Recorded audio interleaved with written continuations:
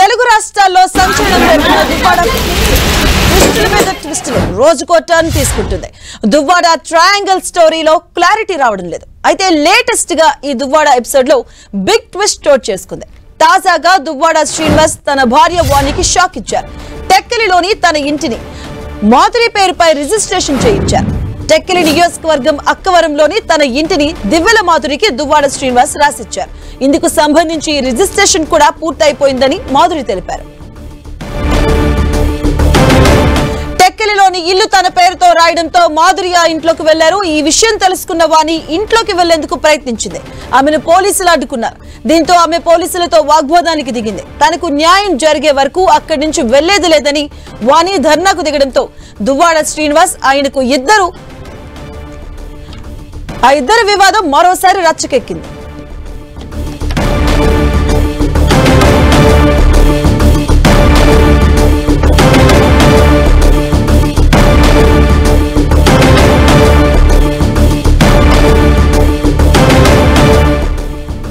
అయితే దివ్వెల మాధురి మాత్రం ఇల్లు తనదేనని చెబుతున్నారు. దువ్వాడ శ్రీనివాస్ తనకు 2 కోట్లు ఇవ్వాలని చెప్పారు.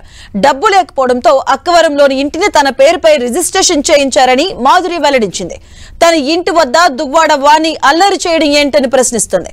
ఇక లైవ్ లో దువ్వాడ శ్రీనివాస్ కు ఫోన్ కాల్ చేసింది. ఇక ఈ ఫోన్ కాల్లో దువ్వాడ శ్రీనివాస్ తన ఇంటిని మాధురికి రాసిచ్చినట్లు ఒప్పుకున్నారు. మాధురికి తాను 2 కోట్లకు పైగా అప్పు ఉన్నానని, ఈ అప్పు తీర్చలేనని పరిస్థితుల్లో తన ఇంటిని ఆమె పేరు మీద రాసిచ్చినట్లు వెల్లడించారు. శ్రీనివాస్ గారికి నేను దప్పదప్పాలుగా ఈ హౌస్ ఇక్కడ ఏదైతే ఉన్నానో ఇల్లు కట్టుకోవడానికి నేను ఒక 2 crores వరకు అమౌంట్ అతనికి అప్పుగా ఇవ్వడం జరిగింది. అప్పు అంటే నేను తిరిగి రిటర్న్ ఎక్స్పెక్ట్ చేసి అతనికి నేనేమి డబ్బులు ఇవ్వలేదు. ఈ ఎలాగైనా కార్యాలయం నిలబెట్టుకోవాలి, మళ్ళీ శ్రీని గారు ఇక్కడే టెక్కల్లోనే ఉండాలి, మళ్ళీ వైసీపీ కార్యాలయం కూడా ఇక్కడ టెక్కల్లోనే ఉండాలనే ఉద్దేశంతో ఈ అమౌంట్ అతనికి ఇవ్వడం జరిగి ఈ ఇల్లు మళ్ళీ కన్స్ట్రక్షన్ చేసుకోవడం జరిగింది. ఇక్కడే కార్యక్రమాలను చేయడం కూడా జరిగింది. కానీ ఒక 1 month బ్యాక్, ఈ 2 yearsలో ఎప్పుడూ లేనిది 1 month బ్యాక్ వాణి వచ్చి తన ఒక 100 మంది మనుషులతో వచ్చి ట్రెస్ పాస్ చేసి ఇళ్ళది విరగొట్టి, డోర్స్ విరగొట్టి, గోడలు పగలగొట్టి ట్రెస్ పాస్ చేసి లోపలికి వచ్చింది. లోపలికి వచ్చి ఈ హౌస్ కూడా ఆక్యుపై చేసుకోవడానికి ట్రై చేసి కోర్టు కూడా ఆశ్రయించింది. నేను కోర్టు వారి నిర్ణయానికి ఎప్పుడు కూడా గౌరవిస్తాను. నేను కోర్టుకి నేను ఎప్పుడు ఎగ్నెస్ట్ కాదు.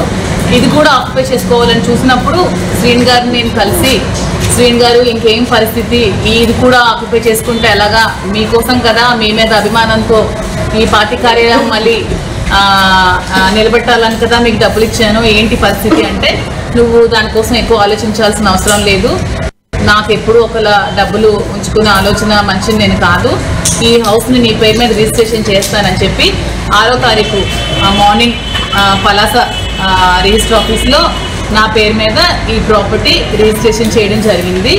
సో మీ పత్రికా ముఖంగా నేనేం చెప్తున్నానంటే ఈ ప్రాపర్టీ కంప్లీట్గా నాది, లీగల్గా ఈ ప్రాపర్టీ కంప్లీట్గా నాది. సో ఈ ప్రాపర్టీకి వాణి కానీ దానికి సంబంధించిన వ్యక్తులు కానీ అనుచరులు కానీ ఎవ్వరు కూడా రావడానికి ఎటువంటి రైట్ లేదు.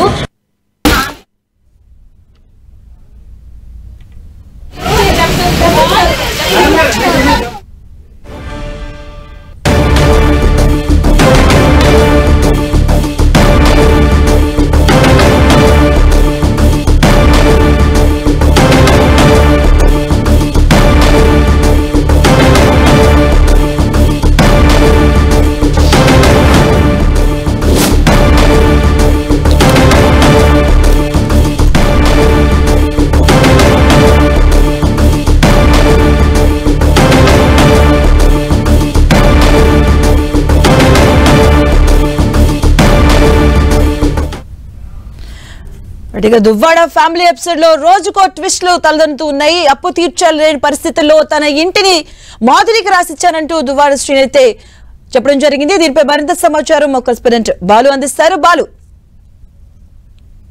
దువ్వాడ వివాదం అయితే కొలిక్కి రావడం లేదు. సుమారు 1 నెల రోజులు బట్టి దువ్వాడ వివాదం కొనసాగుతుంది. అటు దివ్వెల మాధురి, దువ్వాడ శ్రీనివాస్, దువ్వాడ వాణిల మధ్య వారైతే కొనసాగుతున్న పరిస్థితి. ట్రయాంగిల్ స్టోరీలో ఎప్పటికీ వెనకాడు పడడం లేదు. అయితే రోజుకో ట్విస్ట్ గా మారుతున్న పరిస్థితి ఉంది. తాజాగా ఏదైతే దువ్వాడ వాణికి ఏదైతే దువ్వాడ శ్రీనివాస్ ఉంటున్న ఇంట్లోకి వెళ్లేందుకు కోర్టు అనుమతి 5వ తేదీని ఇచ్చింది. అయితే పూర్తిగా ఇంకా ఆర్డర్స్ వచ్చిన తర్వాత పోలీస్ ప్రొటెక్షన్ తో ఆమె లోనికి వెళ్ళాలనుకుంటున్న నేపథ్యంలో నిన్నటికి నిన్న దువ్వాడ మాధురి ఆ ఇంటికి వచ్చింది. ఇంట్లో అక్కడే ఉంది టెస్ట్ చేసిన పరిస్థితి. దీంతో పాటు మరోవైపు తను కొన్ని డాక్యుమెంట్స్ కూడా తీసుకువచ్చింది. ఏదైతే ఇల్లు ఉందో, ప్రస్తుతం వివాదాస్పదమైన ఇల్లు ఉందో, ఇల్లు దువ్వాడ శ్రీనివాస్ తనకు రాసి ఇచ్చాడంటూ కూడా నిన్న నుంచి ఆమె చెప్పుకొస్తూ వచ్చింది. ఇక్కడ ఉన్నటువంటి దువ్వాడ వాణి ఇక్కడ నుంచి వెళ్ళిపోవాలి, ఇల్లు నాది అంటూ కూడా చెప్పుకొచ్చింది. ఈ రోజు మీడియా ముందు కూడా వచ్చినటువంటి దివ్వల మాధురి అటు ఫోన్ లైన్ లో దువ్వాడ శ్రీనివాస్ కూడా కనెక్ట్ చేసింది. తాను బలవంతంగా ఏది రాయించుకోలేదని, తనకు ఇష్టపూర్వకంగానే దువ్వాడ శ్రీనివాస్ ఈ ఇంటిని ఇచ్చారని, తాను సుమారు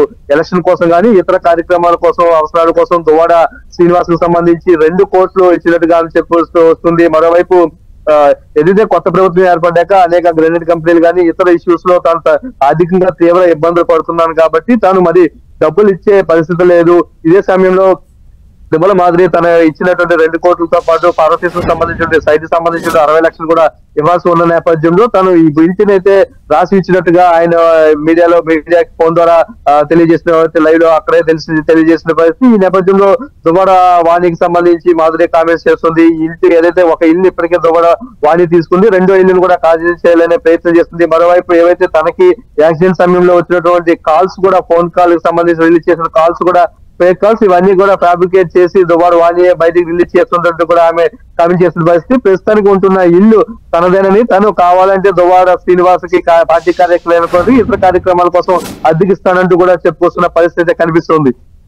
బాలు, అంటే 5వ తేదీన కోర్టు క్లియర్ గా ఉత్తర్వులు ఇవ్వడం జరిగింది. వాణికి పిల్లలకి కూడా ఇంట్లోకి అనుమతిస్తూ, అలాగే రిజిస్ట్రేషన్ నెక్స్ట్ డే దీనిపై కోర్టు ధిక్కరించారని కూడా వాణి గారు చెప్పడం జరిగింది.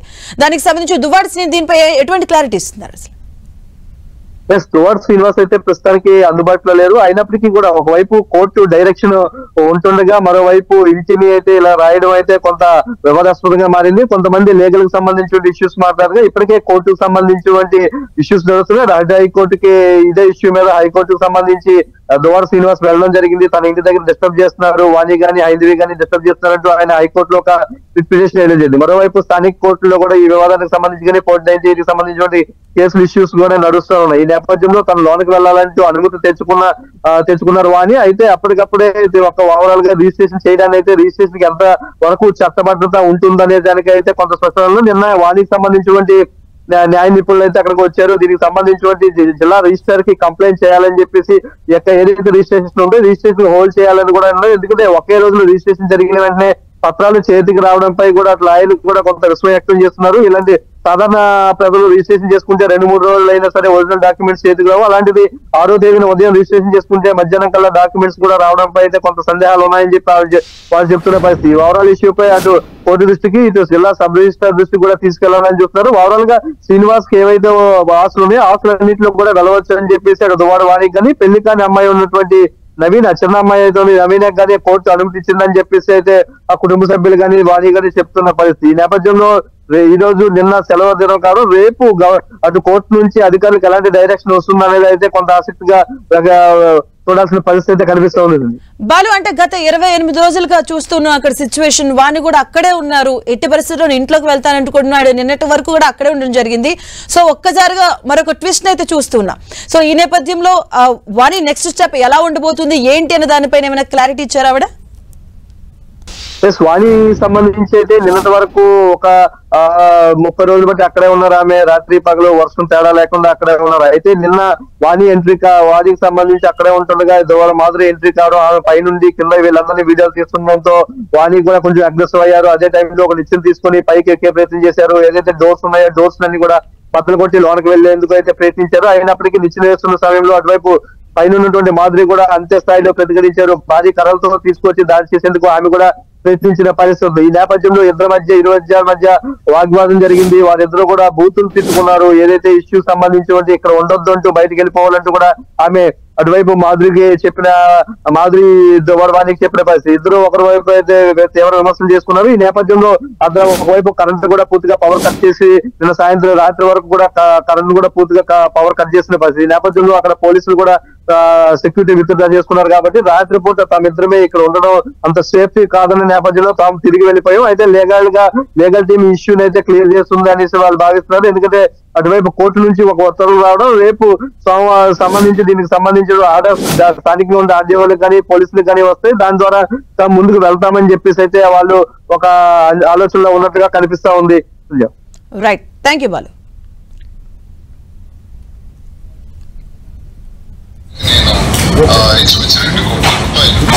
డబ్బులు ఇవ్వాల్సినటువంటి అవసరం ఉంది. నేను తీసుకున్నాను దప్పదప్పాలుగా ఎన్నికల్లో గడిచిన ఎన్నికల్లో కానీ ఇంటి నిర్మాణంలో కానీ. తదుపరి ఇటీవల కాలంలో కూడా నాకు వ్యాపారాలన్నీ బంద్ అయిపోవడం వల్ల ఆర్థిక ఇబ్బందులు ఉండడం వల్ల మరో 50 లక్షల రూపాయల వరకు కూడా తను నా చేతిని సహకరించడం జరిగింది. ఈ పరిస్థితుల్లో మరి న్యాయస్థానాలను ఆశ్రయించడం కూడా జరిగింది. వాడిని ఆశ్రయించింది, నేను కూడా ఆశ్రయించాను. డివోర్స్ పిటిషన్స్ పడ్డాయి, మా కుటుంబంలో దర్యాప్తు గొడవలు జరుగుతున్నాయి. ఈ జరుగుతున్న దానిలో భాగంగా ఈ 2.5 కోట్ల సమస్య ఇప్పుడు నా ముందుకు రావడం జరిగింది. మరి ఈ 2.5 కోట్లు ఒకవేళ వాడికి నివాసం వెళ్ళిపోతే మరి 2.5 కోట్లు నేను ఎలా తెచ్చగలను?